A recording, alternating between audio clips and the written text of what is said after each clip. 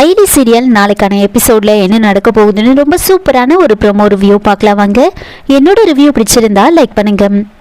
இந்திராணியோட ஃபேமிலியிலிருந்து எல்லாருமே ரெஸ்டாரண்ட்டுக்கு போயிருப்பாங்க. அந்த இடத்துல மோனிகாவும் செழியனும் இருப்பாங்க. மோனிகா வேணுனே இந்திராணி கிட்ட பிரச்சனை பண்ண இந்திராணி ரொம்பவே டென்ஷன் ஆகுறாங்க. இதனால செழியன் மோனிகா கிட்ட என்னோட பர்சனல் விஷயத்துல நீங்க தலையிடுறது எனக்கு பிடிக்கலன்னு சொல்லிட்டு அங்கிருந்து கிளம்பி போகும்போது அவர் வேற ஒரு விஷயத்துல இன்வால்வ் ஆயிருக்கிறதுனால ரவுடிங்க அவரை அடிக்கிறதுக்காக வராங்க. இதை பார்த்த பாவை அவங்க அப்பாவை காப்பாற்றணும் அப்படின்னு ஓடி போய் நிற்க அப்போ கரெக்டா கத்தியால செழியனை குத்த போகும்போது இடையில பாவை போய் நிற்கிறாங்க. கரெக்டா ஜஸ்ட் மிஸ்ல பாவையோட கழுத்துக்கிட்ட அந்த கத்தி போயிருக்கும். அப்போ ஐலியும் சிவாவும் வேற ஒரு விஷயத்துக்காக அந்த இடத்துக்கு வந்திருப்பாங்க. அந்த வர்மா ஐலி சிவா போலீஸ் தான் அப்படின்னு கண்டுபிடிக்கிறதுக்காக ஒரு பிளானை பண்ணியிருப்பாங்க. ஆனா அந்த விஷயத்த ஐலியும் சிவாவும் கண்டுபிடிச்சிட்டு இருப்பாங்க. அதனால அங்கிருந்து கிளம்ப போகும்போது கரெக்டா பாவை இந்த மாதிரி பிரச்சனையில மாட்டிக்கிறத பார்த்ததுமே அவங்க ஷூட் பண்ணலான்னு வெயிட் பண்ணிட்டு இருக்கும் போது செடியனோட பொண்ணு தான் பாவை அப்படின்னு தெரிஞ்சதுமே பாவையை அங்கிருந்து கடத்திட்டு போயிடுறாங்க. ஐலியும் சிவாவும் எப்படியும் அந்த ரவுடிங்ல மடக்கி பிடிச்சி பாவையை காப்பாத்துறாங்க. எல்லாரும் பார்க்கும்போது பாவை கூட அயலி சிவா நின்றுட்டு இருக்கிறத பார்த்ததுமே நீங்க எப்படி இங்க வந்தீங்க அப்படின்னு கேட்க நாங்க எங்க ஃப்ரெண்டை பார்க்கறதுக்காக வந்தோம். அப்பதான் இங்க இன்ஸ்பெக்டரை குழந்தை கூட இருக்கிறத நாங்க பார்த்தோம் அப்படின்னு சொல்றாங்க. இன்ஸ்பெக்டர் தான் குழந்தையை காப்பாத்தினாரு அப்படின்னு சொல்ல ஆமா இன்ஸ்பெக்டர் அந்த இடத்துக்கு எப்படி வந்தாரு, அங்க பாவையை கடத்திட்டு போன விஷயம் அவருக்கு எப்படி தெரியும் அப்படின்னு கேட்க உடனே அயலியும் சிவாவும் அவரும் அங்கதான் லஞ்ச் சாப்பிட்றதுக்காக வந்தாரு அப்படின்னு சொல்றாங்க. உடனே ரித்திகாவுக்கு ரொம்ப சந்தேகம் வருது. நீங்க எந்த ஹோட்டல்ல லஞ்ச் சாப்பிட வந்தீங்க அப்படின்னு கேட்க நீங்க என்ன இதெல்லாம் கேட்டுட்டு இருக்கீங்க, உங்களுக்கு குழந்தைய தேடி கண்டுபிடிச்சி காப்பாத்தினது உங்களுக்கு பிடிக்கலையா அப்படின்னு சொல்லி கேட்க அதெல்லாம் ஒன்றும் இல்லை, எங்களுக்கு சின்ன டவுட் இருந்துச்சு அதனாலதான் கேட்டோம் அப்படின்னு சொல்லி சமாளிக்கிறாங்க. ஆனா இன்ஸ்பெக்டருக்கு நல்லாவே தெரியும் நாம் இந்த குழந்தைய காப்பாத்தல அப்படின்னு. ஆனாலும் ஐலி சிவாவை காட்டி கொடுக்காம நமக்கும் இது நல்ல பேர் தான் அப்படின்னு யோசிச்சுக்கிட்டு இன்ஸ்பெக்டர் அமைதியா இருந்துடுறாரு. இருந்தாலும் கபிலனுக்கு ஒரு சந்தேகம். இவங்க ரெண்டு பேரும் ஏதோ ஒரு விஷயத்த மறைக்கிறாங்க, இவங்க பண்றதுல ஏதோ ஒரு தப்பு இருக்கு அப்படின்னு மட்டும் யோசிச்சுக்கிட்டு இருக்காங்க. அப்ப கபிலன் கேட்குறாங்க ஐலி சிவா கிட்ட ஆமா நீங்க எப்படி இங்க வந்தீங்க அப்படின்னு கேட்க நாங்க கேப்ல வந்தோம் அப்படின்னு சொல்ல சரி வாங்க நான் ட்ராப் பண்றேன் அப்படின்னு ஐலி சிவாவை கூட்டிட்டு போக இந்திராணி பாவையை கூட்டிட்டு அங்கிருந்து கிளம்புறாங்க. அப்போ கபிலன் திடீர்னு என்ன பண்றாங்கன்னா பாவையை கடத்திட்டு போன அந்த ரவுடிங்க கிட்ட போய் கேட்குறாங்க. காருக்குள்ள உட்காந்துட்டு இருப்பாங்க. போயிட்டு நேரா உங்களை யார் அடிச்சது அப்படின்னு அந்த ரவுடிங் கிட்ட கேட்கும்போது கரெக்டாக அந்த ரவுடிங்க ஐலி சிவாவை காமிக்கிறதுக்காக கையை நீட்டும் போது இன்ஸ்பெக்டர் அங்கே வந்துடுறாரு. லத்தியில அவங்க கையை கீழே அப்படியே தட்டி விட்டுருவாரு. அப்போது இன்ஸ்பெக்டரே சொல்கிறாரு நான் தான் இவங்களை அடித்தேன் அப்படின்னு சொன்னதுமே கபிலன் அங்கேருந்து போகிறாங்க. இருந்தாலும் கபிலனுக்கு ஒரு சந்தேகம் இருந்துக்கிட்டே இருக்கு. வீட்டுக்கு போனதுக்கப்புறமா இந்த விஷயத்தை பற்றி எல்லாரும் பேசிகிட்டு இருக்க ரித்திகா ஒரு பக்கம் ஷாப்பிங்க்கு போயிட்டு இருப்பாங்க. நிறைய பேக்கோட வீட்டுக்குள்ளே நுழையிறாங்க. என்னம்மா எங்கே போயிட்டு வர அப்படின்னு கேட்க நான் ஷாப்பிங் போயிட்டு வரேன், என்னோட அத்தை மாமா என்னோட வீட்டுக்காரர் அப்படின்னு இவங்க எல்லாருக்கும் நான் ட்ரெஸ் எடுத்துகிட்டு வந்திருக்கேன் அப்படின்னு சொல்ல அதெல்லாம் உதய பெருமாள் கேட்டுட்டு என்னம்மா இப்போ திடீர்னு எதுக்காக ஷாப்பிங் அப்படின்னு சொல்ல நம்ம வீட்டில் ஃபங்க்ஷன் வரப்போதில்ல அதுக்காக தான் எடுத்துட்டு வந்தேன் அப்படின்னு சொல்றாங்க. கொஞ்ச நேரத்துல இந்திராணியோட மொபைலுக்கு ஒரு மெசேஜ் வருது. அப்போ அந்த மெசேஜ்ல 1,25,000 கார்டில் ஸ்வைப் பண்ணியிருக்கிறதா காமிக்கும். இதை பார்த்ததுமே இந்திராணி சொல்றாங்க கபிலா நீ இங்க தானே இருக்க, உன்னோட கார்டு ஸ்வைப் பண்ண மாதிரி மெசேஜ் பண்ணி வந்திருக்கேன், 1,25,000 ஸ்வைப் பண்ணியிருக்காங்க அப்படின்னு சொன்னதுமே கபிலன் அக்கா நான் எதுவும் பண்ணல அப்படின்னு சொல்றாங்க. சரி உடனே நான் கார்டை பிளாக் பண்ண சொல்லி சொல்றேன் அப்படின்னு இந்திராணி சொல்லிக்கிட்டு இருக்க. அப்போ ரித்திகா சொல்றாங்க என்ன நீங்க நான் தான் சொல்லிட்டு இருக்கேன்ல ஷாப்பிங் போயிட்டு வந்தேன்னு அப்படின்னு சொல்ல உடனே இந்திராணி என்னது நீ போயிட்டு வந்தியா, நீ தான் அப்போ 1,25,000 ஸ்வைப் பண்ணி அப்படின்னு கேட்க ஆமா அதை தானே நான் சொல்லிட்டு இருக்கேன் அப்படின்னு சொல்ல அது எப்படி நீ யாருக்கிட்டையும் சொல்லாம நீ போயிட்டு இந்த மாதிரி பண்ணலாம் அப்படின்னு கேட்க என் வீட்டுக்காரோட காசு நான் எதுக்காக செலவு பண்றதுக்கு யாருக்கிட்டனா பெர்மிஷன் கேட்கணும் அப்படின்னு சொல்லி கேட்குறாங்க. உடனே இந்திராணிக்கு பயங்கரமா கோவம் வருது.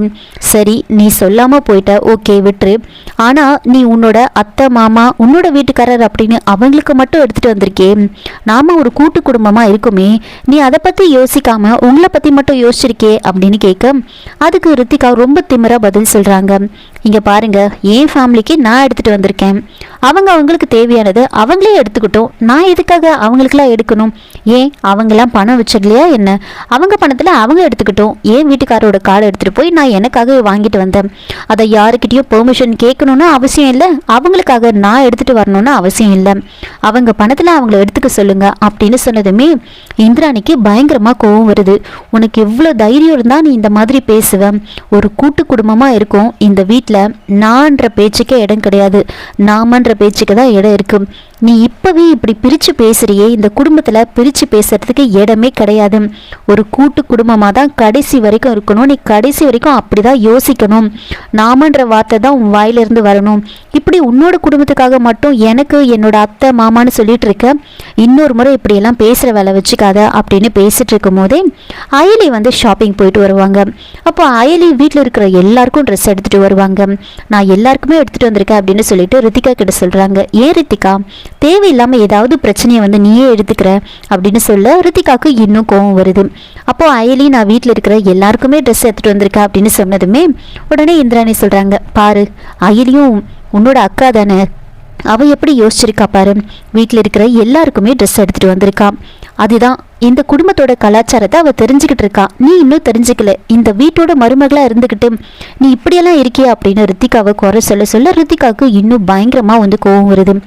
அயலி எல்லாருக்கும் வந்து ட்ரெஸ்ஸை வந்து கொடுக்குறாங்க. அப்போது சிவா ரொம்ப ஆசையாக உதய பெருமாளுக்கு ட்ரெஸ்ஸை கொடுக்கும்போது நினச்சி பார்க்குறாரு, நம்ம அப்பா நம்மளை கட்டி பிடிச்சி எமோஷ்னல் ஆவார் அப்படின்னு நினைக்கும் போது உதய பெருமாள் அந்த ட்ரெஸ்ஸை வாங்கி தூக்கி வீசி போடுறாரு.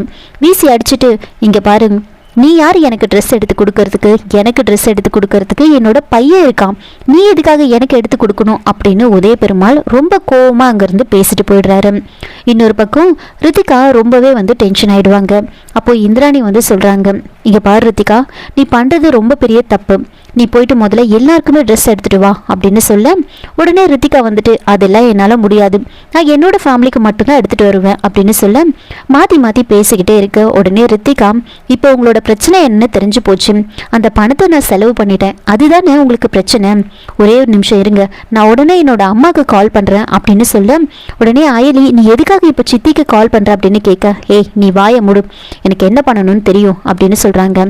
ரித்திகா அவங்க அம்மாவுக்கு கால் பண்ணி, அம்மா உடனே காசு எடுத்துட்டு வாம்மா, ஒரு 1.5 லட்சம் எடுத்துட்டு வா அப்படின்னு வந்து சொல்கிறாங்க.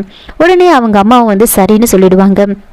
இந்திராணி ஒரு பக்கம் ரொம்ப டென்ஷனாக உட்காந்துக்கிட்டு இருக்க, ரித்திகாவும் நான் பணம் செலவு பண்ணது தானே தப்பு, உங்களுக்கு நான் சொல்லாமல் போனதெல்லாம் தப்பு இல்லை, பணத்தை செலவு பண்ணது தானே தப்பு, இன்னும் கொஞ்சம் நேரத்தில் என்ன நடக்குதுன்னு பாருங்க அப்படின்னு சொல்லிட்டு இருக்க. இன்னொரு பக்கம் தன்னோட அப்பா அப்படி பண்ணிட்டாரே அப்படின்னு சிவா ரொம்ப ஃபீல் பண்ணி அயலிக்கிட்ட சொல்லிக்கிட்டு இருப்பாங்க. கொஞ்ச நேரத்திலே பத்மா, செல்லம்மா, ஜமுனா அப்படின்னு எல்லாரும் அந்த இடத்துக்கு வராங்க. ஜமுனா உள்ளே போகிறதுக்கு முன்னாடியே அயலியை பயங்கரமாக வந்து திட்டுறாங்க. உன்னால என் பொண்ணுக்கு நிம்மதியே இல்லை, நீ தான் என்னோட பொண்ணோட வாழ்க்கையை கெடுக்கிற, அவளை இப்படிலாம் கோவப்படுத்துற, அவளை வந்து தப்பானவளா காமிக்கணும்னு நினைக்கிற அப்படின்னு ரொம்ப கோவமாக பேச பத்மா அயலிக்கு சப்போர்ட் பண்ணிட்டு இருக்காங்க. உள்ளே போனதுக்கு அப்புறமா ரித்திகா வந்து அவங்க அம்மா கிட்ட பணத்தை எடுத்துட்டு வந்தியாமா அப்படின்னு கேட்க, எடுத்துட்டு வந்துட்டேன் அப்படின்னு சொல்லி அந்த 1.5 லட்சம் ரூபாய் பணத்தை ரித்திகா கிட்ட கொடுக்குறாங்க. உடனே ரித்திகா அந்த பணத்தை எடுத்துட்டு போய் நான் செலவு பண்ண 1,25,000 அப்படின்னு சொல்லி இந்திராணி கிட்ட கொடுக்குறாங்க.